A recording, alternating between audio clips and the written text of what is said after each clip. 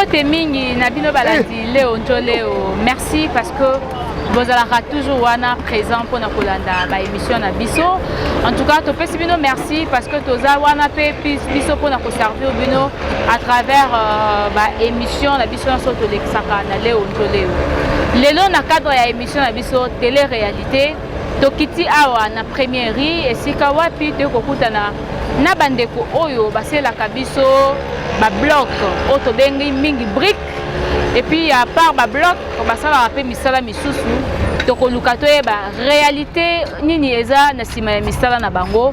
Je crois avec la permission ya FC image oaza na sima ya caméra ya Richi Pukuta oaza kana montage ya patron na biso Odon Boulamba et pourquoi pas une équipe mobimba ya Léo Njoleo avec Bijou Maikani to pusana tozwa moko ya bandeko oyo yende a ko expliquer biso molai na mo pousser ya ba réalité oyo ba vivaka na misala na bango o basalaka avançant. Voilà, télé-réalité, j'ai dit déjà bonjour à mon invité. Bonjour. Bonjour. Papa Obengam na kombo ya nani? Omonanga Henri Imanda. Henri Ibanda. Imanda. Imanda. Ouais. Voilà, bonne santé. Santé vitoko. Voilà. Tozio na cadre ya émission na biso télé-réalité. Tolingi toyeba ba réalité nini obo bibaka na esika oyo. Premièrement, on peut présenter d'abord ici quoi Tozali, Toza Wapi. Toza na première rue Limité d'Ilandos, donc juste na Petit Boulevard. Première rue Limité d'Ilandos, Petit Boulevard. Ouais. Moussa ni bosala awa. Toza ba briquetier, toteka ka brique, tobeta brique ya koteka. Donc wana vraiment za domaine na biso. Bobetsaka yango, bozala ba machine, bosalela pe ba tobetaka brique nyonso ya machine à vibraire, toza pe na ba machine à manuel. Wana eza ba machine oyo biso tosalela awa. Kati ya esika ya mosala. Boza au moins na combien de machines oyo esunga bino bobeta ba brique na jour? Toza au moins na plus de awa na mkani espace tofandi. Tobeta au moins na 8 machines. 8 machines à mokolo. 8 machines ya na mokolo donc aujourd'hui moko eza ya vibraire et puis donc c'est eza manuel. C'est eza manuel. Ouais. Alors tomoni ba jeune ebele awa, tomoni ba sable, tomoni ba sac ya ciment o eza déjà utilisé. Alors par jour bo utilisaka quantité nini ya ba ciment, quantité nini ya sable, quantité nini en fait. Ba ciment a tobeta au moins ba 80 à 70 sacs na journée pour tout ça il a vraiment ciment tobeta brique presque chaque jour. Chaque jour au biso salela tobeta brique awa tout ça il a vraiment des ciment pas ciment toi ni lo tout ça il a raté. Pour te robeta jamais poussière ya pas bateau sable ya pas tobeta toujours sable mélangé na ciment. Tout ça, il a ciment pas moins de 70 à 80 sacs par jour. Car à Nessika, tu vends en dehors, il y a des chantiers. Vous avez combien de chantiers? Bon, ils ont au moins 5. Donc, il y a 5. Maintenant, on a vendu à moi pour toi là, si juste la soupe par an. Donc, quantité ni na sable, na 50 sacs, vous faites la quantité. Bon, 50 sacs là, tout ça, il a tellement de sable, tout ça, mingi. 30 tonnes. Mais dans 30 tonnes, voilà, par rapport à tout ça, il a et s'il a dans 3 jours, 4 jours. Pour tout ça, il a vraiment sable mélangé dans la poussière. Donc, la poussière sur le ben manco et aussi là, donc on a des poussière, il y a cailloux. Poussière où ils ont mélangé. Donc, il y a donc tout ça, il a ben moi à 30 tonnes. Donc, 2 jours, on a donc c'est ça. Qualité ya brique na bino ezaka ndenge en fait. Bon qualité ya brique na biso bino mo bomona to na brique ya manuel to za brique ya vibraire o eza o betami na machine to betaka juste biloko nyonso pona ya ki en cas ya non client so aye ana possibilité o somba brique vibraire pe ya mwana ko dans ma coquine na esenga sombara oyo c'est la quantité o ya za na mo besoin. Différence ni eza entre brique manuel na brique. Différence c'est ali parce que oyo ya manuel ebetami na maboko efficacité kozala ndenge moko te na oyo ya machine. Parce que oyo ya machine ezalaka un peu efficace parce que wana eza donc eza vibré, machine eza vibré donc oyo eza manuel il y a un toujours différence. Ok. Tant motoyer pour la première fois que somba brique, vous conseillez à somba li. Bon, ce qui a eu total isakaye juste babilo réunion sur tout ça nango. Oya rolinga de tout pesi. Total ici non tout ça la brique ya vibreur, tout ça na manuel. Il y a manuel les en temps, il y a vibreur les en temps par rapport à ma prix. Ce qui est moi apprécié, à qui a simbi ba prix qui apprécié, to livré. Ba prix na ngoza ndenge. Bon, ba prix ça par rapport il y a au vibreur. Il y a manuel les a combien, il y a vibreur. Bon, il y a manuel net il y a 15 to livrer en donc 1100 francs livraison à domicile. Il y a vibreur to livrer en a 1200 pardon, il y a 15 livraison à domicile. On a to livrer en na limité donc na aux environs. Bon, bon, token Dakar. Token en dehors, il y a limité, Moutouazan a droit à 100 francs pour le transport et puis tout qui est dans. Ok, mais quand même par jour, vous avez des sollicitations et à bateau. Bon, ils ont la bilo, ils ont chantier à l'îloté, ils ont chantier à Kala. Tobani Moussalo, ils ont déjà 10 ans. Donc, ils ont quand même dans le marché. Bato to mesala ko livrer bango kala bato marapé nous appelle un ingénieur to solo la na bango donc en fait ils ont musala ceux qui au sala musala bien aux anga ba marché na Kinshasa c'est pas facile au monde à mutu abetisa plus de 70 sacs la journée et puis azala na ba marché et puis azala hein non l'air musu na éviter so ba chantier musu ezali wana na éviter mais de ma part là il faut aller à ma marché. Pour les lots de chantier, il faut battre brique. L'herbe sous ça 100 sacs, 300 sacs, il faut aller à marché. Il faut battre à brique, l'herbe sous peut marcher, ça te met et la l'herbe sous client pour les abonnés. Vous avez combien de chantiers d'abord? Parce que là vous avez dit que vous avez un chantier BD. Il y a un chantier en rubrique, ma chantier ZBL. Et là presque dans la commune. Donc, toujours l'ingandé to panzango presque dans la commune tout. Bon, il est manqué ça juste moi la possibilité monsieur de ça la non to comme la commune. Vous avez déjà na Kauka, vous avez na nini na dans côté à Bokassa, vous avez na Kinkole. Donc maintenant là toujours manqué juste moi bah mais avec le temps nous avons des sourds à souligner. Si l'herbe soit à fin de l'année, je suis soit à 3 ou 2 communes comme ça. Voilà, Bobi Boza na Kauka, Boza na Kinkole. Est-ce que le prix est différent dans le quartier Nyon Soto, le prix est moko? Bon, le prix na Kinkole est différent parce que toujours somba biloko to somba toujours na place auto biloko ezo ya awa toujours somba ngora na place moko na o ezo Kinkole. Parce que le problème où ezo sala moins différence c'est ça prix ya transport ya biloko wana. Surtout aux lunettes ba poussière ba poudre to sala la rapport na robeta biloko. Ba 08 wana to sala to somba rango na niveau ya Kasangulu. Pour ekende et pour awa to futaka l'air sous na transport $150 ça c'est tente. Mais pour ekende Kinkole ba futa so $220. So vous avez na car ma B 250. On a déjà 50 wana jamais na rote la prix qui prix mona awa. Na Kinkole la combien? Non, na Kinkole et à la valeur il y a prix qui na transport $1. Ok. Bon sable bosomba ngo wapi? Bon sable to somba na nsele. To somba na nsele. Donc sable ou tarantsele. Mais c'est déjà qui colle ça que na ngambo sable c'est que prix au fait qui ngambo sable c'est déjà bon. Par rapport à ciment to somba ka awa. Parce que pour la commandité na Congo central. To sombi to sala ra. To sala la ciment simpo na silou. Donc to sala la simpo na silou. Dans le cas où tu as un asilo, tu as un asilo. Quand tu as un moto fixe, tu as un distributeur qui est un mais à Katana, veut dire à quoi mais moto a l'autre qui la vision vraiment ciment à moko.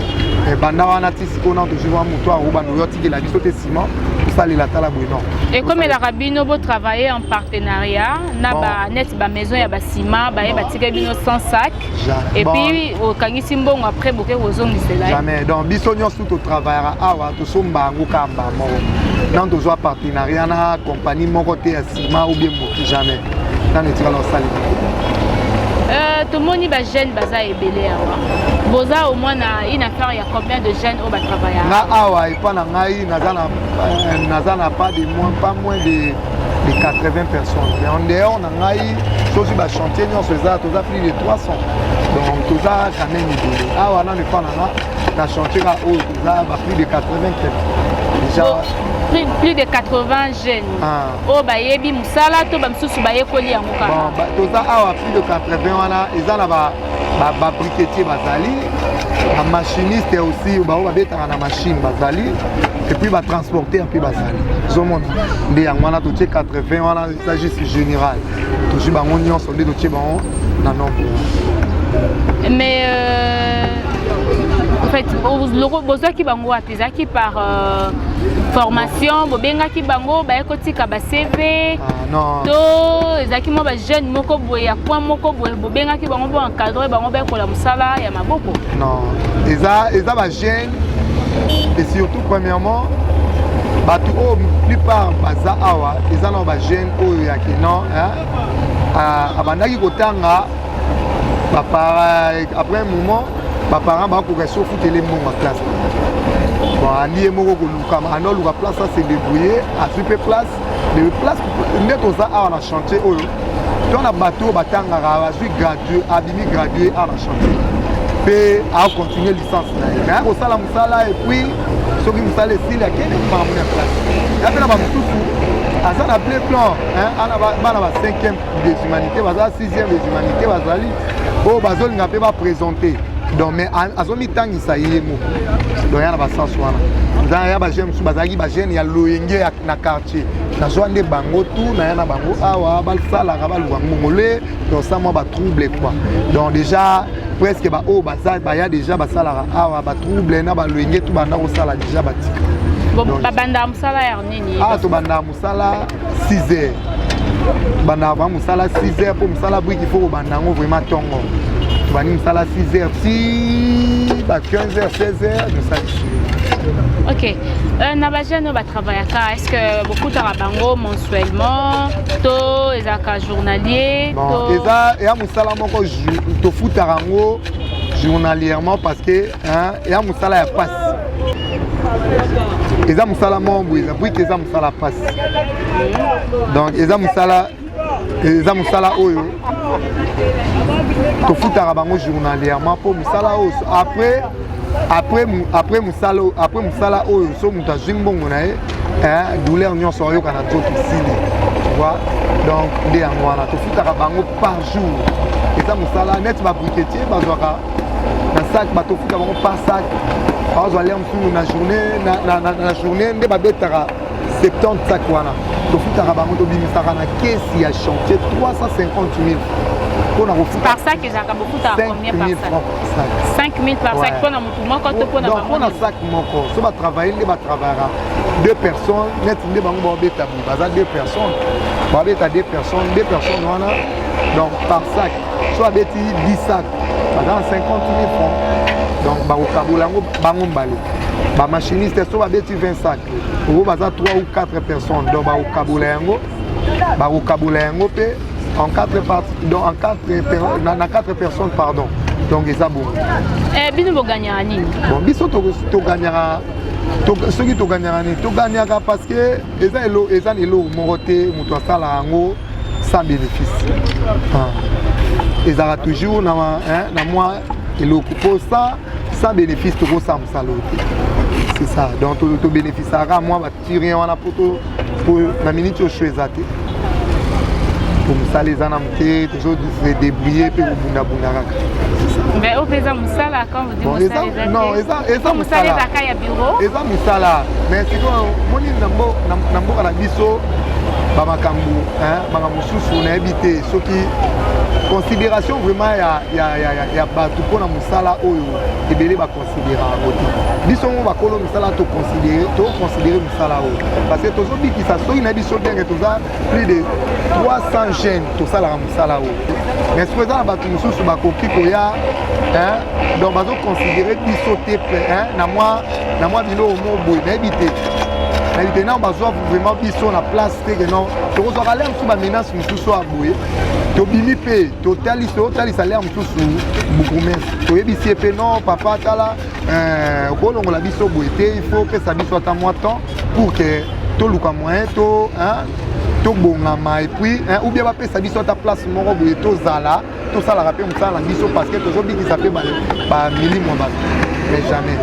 Voilà, est-ce que lozwaka biso on dirait tozala misala oyo ezalaka légère na miso na bango. Est-ce que avant bo occuper esika oyo bozwaka mikanda na l'état eyebi que espace oyo eza occupé par bino to boswala yango parce que bomona vide ezalaka wa salité ezalaka bolongola salité puis bino bokoma na bino awa tuwa eza fulu ezalaki fulu awa kutu ezali mai omoni banini oyo na se oyo biso ndenge tosopa yango na befort na biso tosala yango na makasi nyonso prochainement soko eye susu émission awa na olakisa o baimage ya place oyo ndenge ezalaka awa to ezalaki mai ezalaki mpe fulu kande ozomona kuna wana eza fulu mais tozwa tobongisa awa po tobanda quand même kodébrouiller après kobongisa tokendaka mutu moko takotravaille na place moko eza public boye sans mikanda toa na mikanda oyo oyo eza précaire donc oyo eza précaire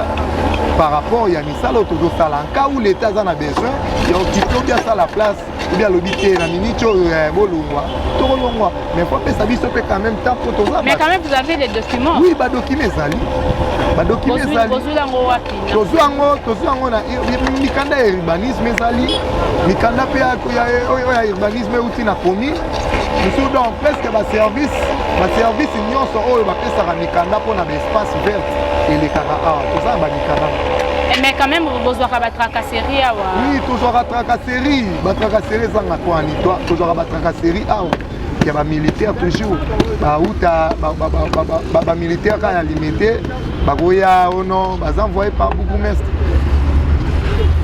Bon dans ce cas bo réagissaka ndenge réaction na biso eza soki osali réaction okoya boye le moso okuti basoda bayaka mpe teke non o te mokanda yango batindi biso non bakoyaka boye bakoti bandi obuka bandi kobuka babukibuki ti omona soki oye ose plan obi oloba nini pourquoi bobuka brike omona bapesi obekanga nsima donc toza mboka na biso moko mais toza lokola nayebi te ondima étranger bazovivre baza lese mais biso moko na mboka tozoluka na pasi tala nde tosala na se ya moi boye toluka mais donc bakoya boye babuki mpe omona brungu bakangi mpe biloko bakia omona ntango babuki batie biso dia na perte mais bakangi mpe biloko eke na niveau ya commune mpo batika yango bakomosenga sumbu neti biloko ni bakanga babrike batia yango na mutuka to oui bazwa déjà babrike pdg kenda ye mo bourgmestre epa yaka awa azwa biso babrike kenda toke toréclame bourgmestre alobi o bon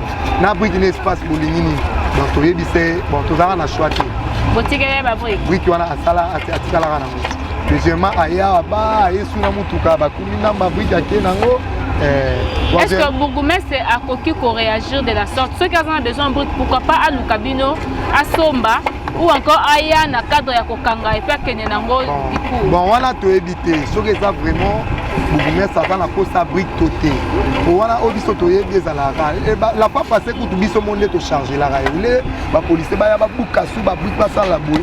Ba yeka ba télé. Non ba loi vraiment que tout les 207.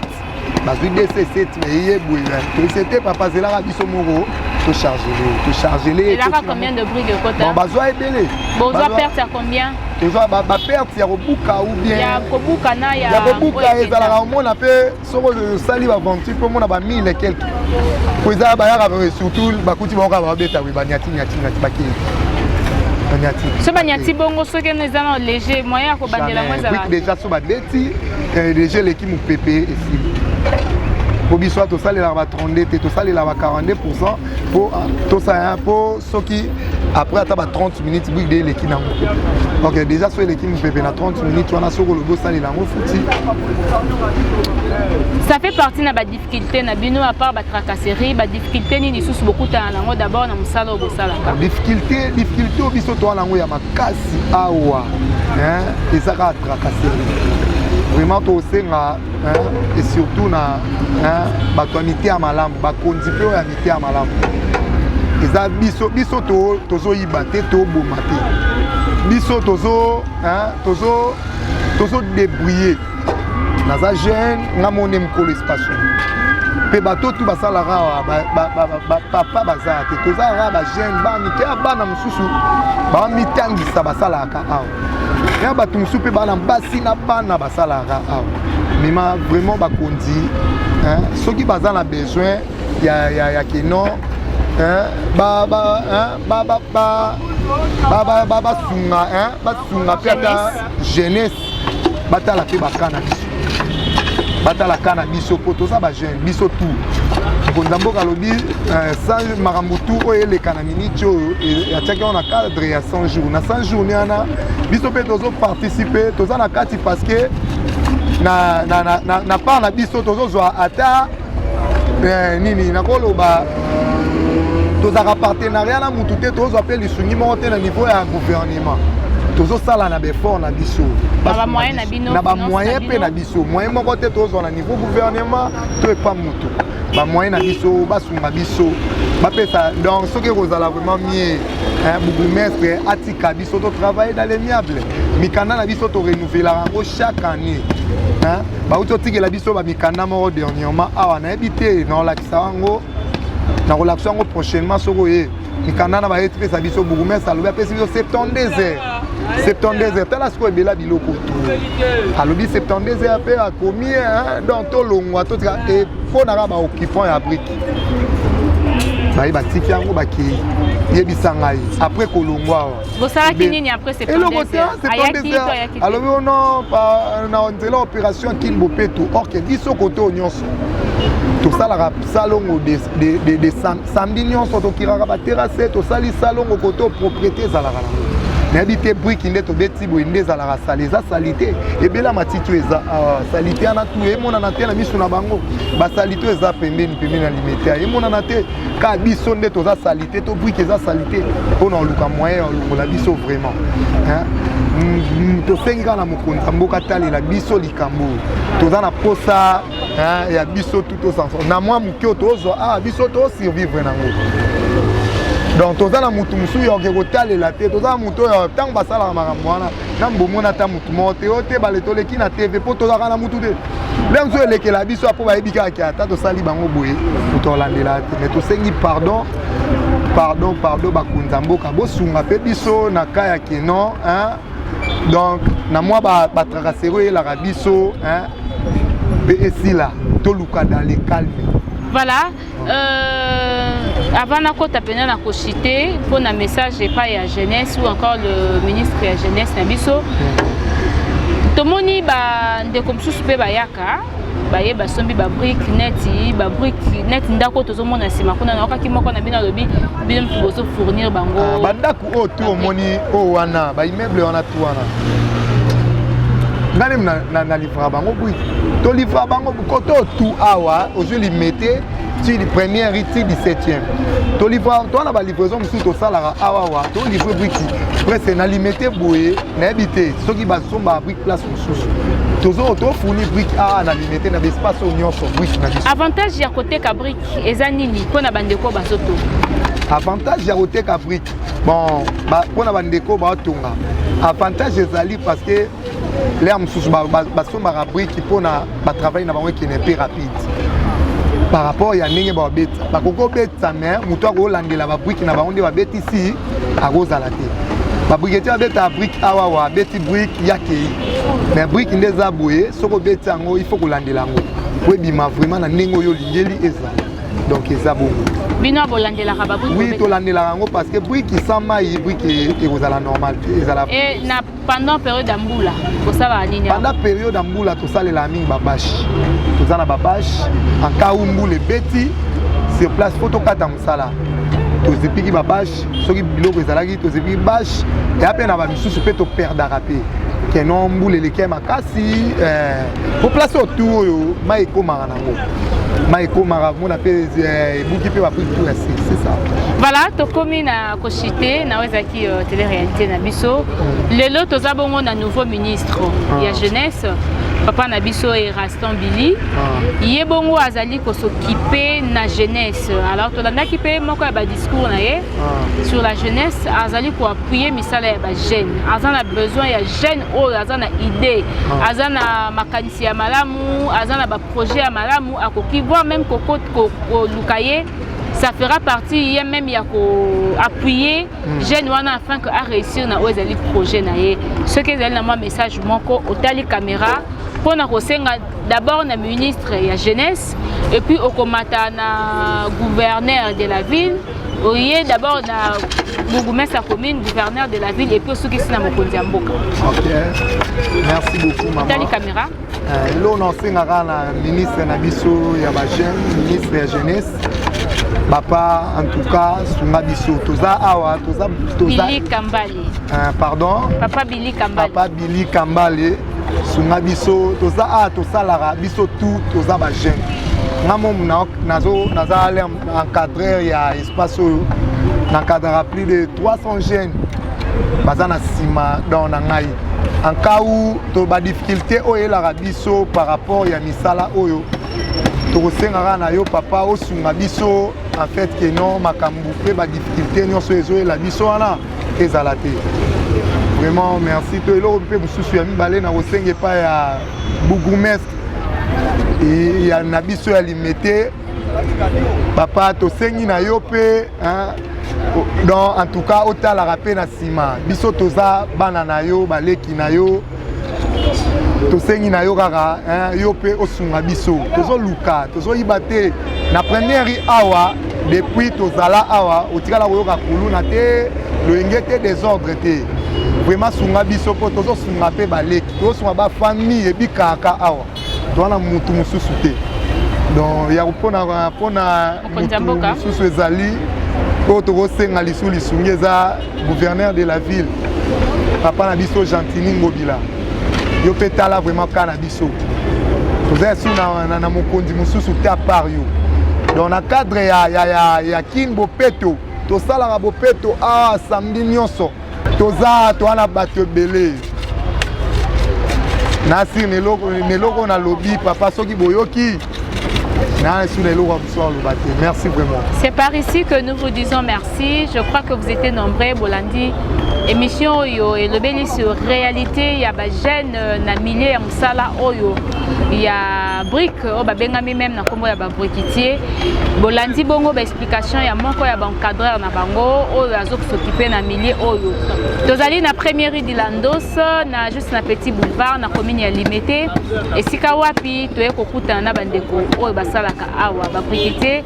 Et sengozaki na biso mingi ya ko présenter une émission Oyo. Ceux qui tokopesa message na biso ko kende droitement et pas ya ministre ya jeunesse son excellence Billy Kambale oyo asengi ba jeune nyonso ba travailler pour to ya chômage et longwa na niveau ya ba jeune alors eza ba œuvre ya ko appuyer et pourquoi pas na ba konzi ya mboka nyonso ko bana son excellence Félix Tshilombo Tshisekedi pe na bandeko nyonso bazo s'occuper na gouvernance ya République démocratique du Congo bota rapeka ya ba jeune bo encourager s'il faudra encourager ceux qui esengeli ko éduquer bokoki ko éduquer mais biso pe na leo njoleo to memeli bino kaka nde information na télé-réalité na biso sinon on va se retrouver prochainement au revoir.